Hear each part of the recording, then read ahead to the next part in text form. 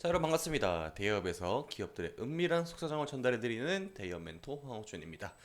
자, 오늘 동국제강에 대해서 한번 알아보도록 하겠습니다. 제가 오늘 타이틀 제목을 극심한 성장통을 겪고 있는 철강 업계라고 정했죠. 자, 대부분의 철강 업계들이 다들 힘든 기간을 겪고 있습니다. 이거는 비단 동국제강이 잘못한 게 아니라 전체적인 글로벌 시황에 따라서 상당히 많은 영향을 끼치고 있는데, 오늘은 왜 지금 우리나라 증시가 힘들 수밖에 없는 상황인지 이거에 포커스를 맞춰서 얘기를 해보도록 하겠습니다. 반대로 어느 타이밍이 되면 다시 회복을 하고 다시 상승의 기로를 탈 수 있을지 그 요인에 대해서 한번 깊게 알아보도록 하겠습니다.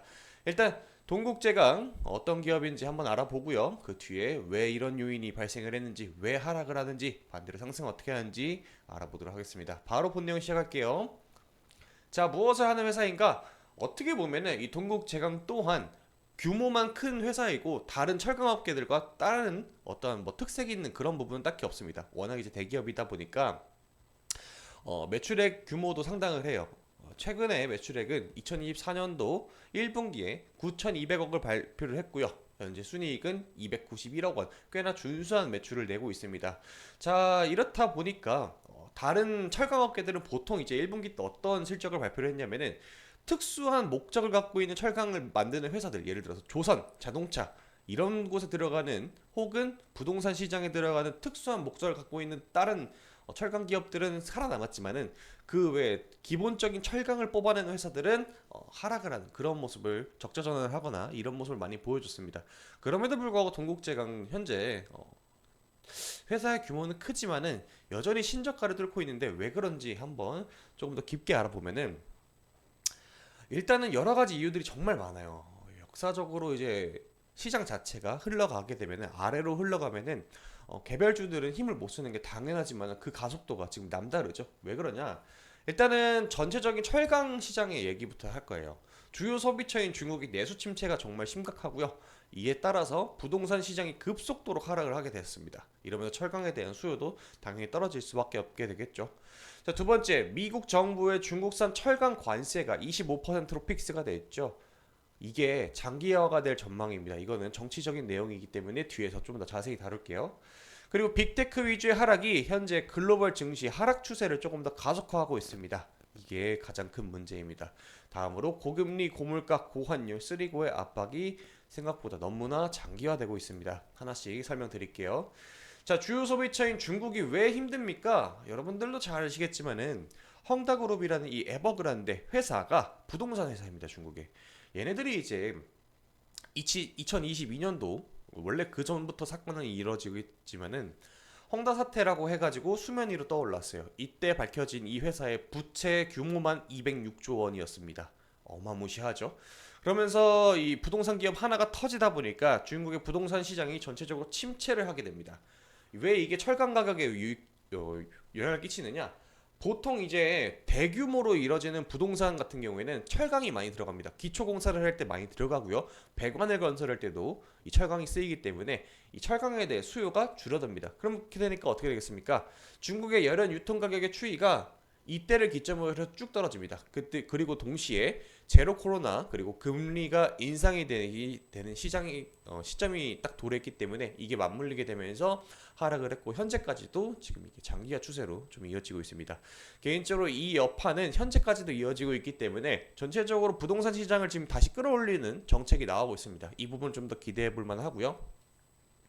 두 번째, 빅테크 위주의 하락이 글로벌 증시의 추세에 영향을 끼치고 있습니다. 제가 이 미국 증시를 잘 모르시는 분들이 있을 수 있어서 한번 설명을 드리지만은, 우리나라랑 표시가 반대예요. 빨강색이 하락을 한 겁니다. 우리나라는 빨강색을 표시하면은 올라간 거잖아요. 이거는 일본식으로 표기를 하냐 미국식으로 표기하냐의 차이인데, 미국은 미국식으로 이런 식으로 표기를 합니다. 빨간색이 하락을 했어요. 이게 얼마나 시장에 영향을 끼치는지에 대해서 네모칸의 크기가 다른데, 우리가 잘 아는 마이크로소프트, 엔비디아, 애플, 구글, 아마존의 실적이 예상보다 하회할 거라는 얘기들이 많이 나오고 있습니다. 실제로 어제였죠. 오늘 촬영날 7월 25일이었는데 테슬라, 구글의 실적이 나오게 됐는데 안 좋게 나왔습니다. 그러니까 이제 이러한 내용들이 나오게 되면서 그간의 증시 상승을 주도했던 애들이 빠지다 보니까 우리나라 시장까지도 투자 심리가 많이 위축이 되는 거죠. 실적이 얘네들이 대장인데 안 나오면은 우리나라 시장 또한 별 볼일 없겠다라는 의지가 강하거든요. 그러면서 하락을 해요. 그러면서 우리나라 증시 지금 마이너스 한 2% 가까이 지금 하락을 하고 있는 와중인데 어, 앞으로 나올 이제 다른 M7, 그러니까 매그니피센트 7, 미국을 대표하는 7개의 기업들이라고 표현을 합니다. 이 친구들이 5개의 기업들이 앞으로 실적 발표가 남았는데 그 중에 대장인 엔비디아가 8월달 중순쯤에 이제 실적을 발표합니다. 그럼 반대로 생각했을 때 우리나라 증시는 8월까지는 조금 힘들어질 가능성이 조금 더 높다라고 보고 있고, 반대로 8월 이후에 3분기 실적에 대해서 어느 정도 가이던스가 나오기 시작하게 되면은 어, 조금 더 다시 기류가 바뀔 수 있는, 턴어라운드 할 수 있는 그 기점이 될 수 있다라고 볼 수가 있겠네요. 자, 그리고 고금리, 고물가, 고환율, 여러분들도 잘 아시겠지만 피부로 와닿는 부분이죠. 물가가 너무나 올랐습니다. 짜장면 가격이 서민의 음식이었던 국밥의 가격이 10,000원을 돌파하게 되면서 피부로 와닿는데 이게 다 인플레이션 때문이죠. 그러면서 우리나라 환율 시장 또한 1,400원 선을 위협을 하고 있습니다. 자, 앞서 제가 미국 증시 상황을 보여드렸잖아요. 이게 우리나라의 환율이 올라간다는 소리거든요. 그러니까 원화의 가치가 올라가고 달러의 가치가 내려가는 게 원달러가 올라갔다라고 표현을 해요, 보통. 그러니까 이제 한국 돈을 옛날에는 1달러를 주게 되면은 이때 기준으로 보았을 때 1,350원을 줬으면 지금은 1달러를 냈을 때 1,380원을 낸다라는 소리예요. 이해되시죠? 반대로 생각했을 때 또 이렇게 바뀌는 부분이 있으니까, 그럼 이게 어떤 걸로 귀결이 되느냐? 외국인 투자자들이 한국 시장에 투자를 해야 되는 게 사실 맞아요. 생각대로 하게 되면. 근데 그게 맞는데 투자를 안 하고 있으니까 지금 우리나라 증시가 하락이 나오는 거죠. 왜 그러냐? 이거는 그냥 전체적으로 투자 심리가 많이 꺾였다라는 걸 대변을 하는 거예요. 이 투자 심리를 되돌릴 만한 사건이 현재 나와줘야 되는데 그게 지금 될 수 있는 게 이거거든요. 미국 대선의 판도가 계속 바뀌고 있습니다. 원래 지난주 전까지만 해도, 불과 1, 2주 전까지만 해도 바이든과 트럼프의 구도였는데, 어떠한 피습 사건 이후로, 트럼프의 피습 사건 이후로 지금 바이든의 지지율이 푹 떨어졌죠. 그러면서 다시 등장했던 사람이 이 해리스 부통령인데, 이분이 과거에 어떤 일을 했었냐면은 바이든과 되게 친한 사람이에요. 근데 이분이 이 부통령으로 했을 때 2024년도 4월, 현재 지금 바이든이 집권하고 있잖아요. 바이든 정부가 2024년 4월 달에 중국산 철강에 대해서 관세를 3배 매겼습니다. 그러면서 들여올 때 25% 프리미엄이 붙어요. 여기 보이시죠? 그래서 이것 때문에 미국 시장에 중국산 철강이 납품이 안 되기 시작합니다. 가격 경쟁력에서 밀리기 때문에. 그래서 그게 눈을 돌린 게 어디냐? 동남아 4개국을 통해 가지고 수출도 하고 있지만은 택가리를 해 가지고 대부분의 물량들은 한국 시장으로 들어왔어요. 그래서 이게 소비가 다 이루어져야 됩니다. 소비가 다 이루어지고 나서 우리나라 국산 철강이 다시 한 번 더 우리나라 시장으로 이렇게 점진적으로 이제 확대가 될 건데, 이게 보통 철강이라는 게 여러분들 3개월 정도가 소요가 된대요. 재고 소진이. 그리고 다시 발주하는데 또 3개월 정도 걸리고. 그러니까 통상적으로 이제 3개월 뒤에 어떻게 이제 물량이 소진이 되느냐, 이 추이를 좀 봐야 우리나라 철강 시장이 조금 더 활기차게 움직일 수 있는 그 턴어라운드가 될 수가 있는데, 제가 이게 장기화 전망이라고 써놨잖아요. 바이든 뒤로 이제 온 사람이 해리스입니다. 그럼 이 사람은 바이든이 내렸던 행정 명령에 대해서 슈퍼 301조 요거 관세 매겼던 이 조항에 대해서 철회할까요? 철회 안 할 가능성이 더 높다. 그리고 트럼프가 됐을 때는 어떻게 됩니까? 트럼프는 엄청난 강골입니다.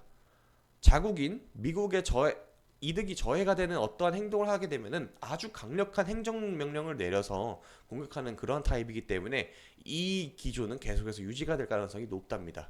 누가 대통령이 되던 간에요. 자, 그래서 철강업계가 많이 힘들 가능성이, 장기화될 가능성이 매우 높다라는 겁니다. 자, 정리를 해보자면은 정말 하루가 멀다 하고 국제정세가 계속 자고 일어날 때마다 바뀝니다. 이런 변동성을 대부분 다 감당을 할 수가 없어요. 우리가 어떻게 한다고 하는 게 아니라 장기적인 추세를 보고 접근을 해야만 지금 유효한 상황이다 라고 정리를 할 수가 있겠네요. 철강업계가 지금 많이 힘듭니다. 승계 시즌도 겹치고 증시 전체가 하락하다 보니까 그 와중에도 선방을 하는, 매출액이 좀 잘 나오는 기업들은 반등할 가능성이 있지만은 그게 언제가 될지는 내년이나 돼봐야 조금 기대할 수 있는 포인트가 많이 늘어나고 있다라는 겁니다. 상당히 좀 암울한 상황인데 그럼에도 불구하고 여러분들 포기하지 마시고 다음 영상에는 더 제가 좋은 소식을 전달해 드릴 수 있게 노력해 보도록 하겠습니다. 여러분들 항상 성공 투자하시고 조심히 항상 컨트롤 잘 하셔가지고 매매하시면 좋겠습니다. 여러분 오늘도 화이팅입니다. 다음 영상에 봬요.